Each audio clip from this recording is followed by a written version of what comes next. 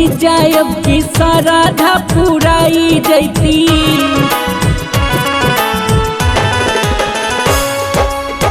सुनिए जीजा अब की श्राद्ध पुराई जैती। सुनिए जीजा अब की श्राद्ध पुराई जैती। अलग अलग रंग लगैती एही होलिया में। अलग अलग रंग लगैती एही होलिया में। अलग अलग रंग लगैती।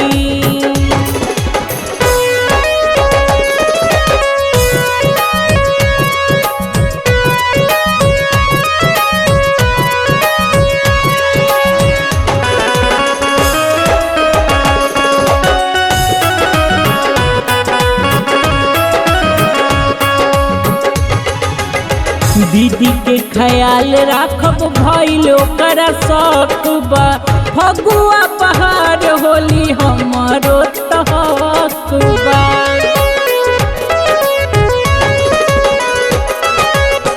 दीदी के ख्याल राखब भइल ओकरा शौक बा। फगुआ बहार होली हमरो तहक बा। ललका पियर का यही गलिया लगाई जैती। अलग अलग रंग लगैती एही होलिया में। अलग अलग रंग लगैती।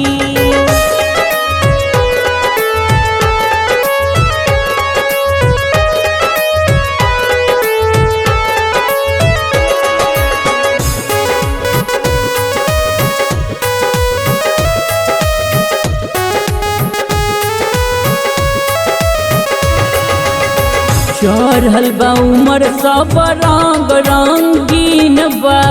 कहे महेश्वर कुंदन पानी नमकीन बा। हाँ हाँ हाँ चढ़ल बा उमर सब रंग रंगीन बा। कहे कुणाल महेश्वर पानी नमकीन बा। रंग दुनू हाथे हर जगह लगाई जैती। अलग अलग रंग लगैती एही होलिया में। अलग अलग रंग लगैती।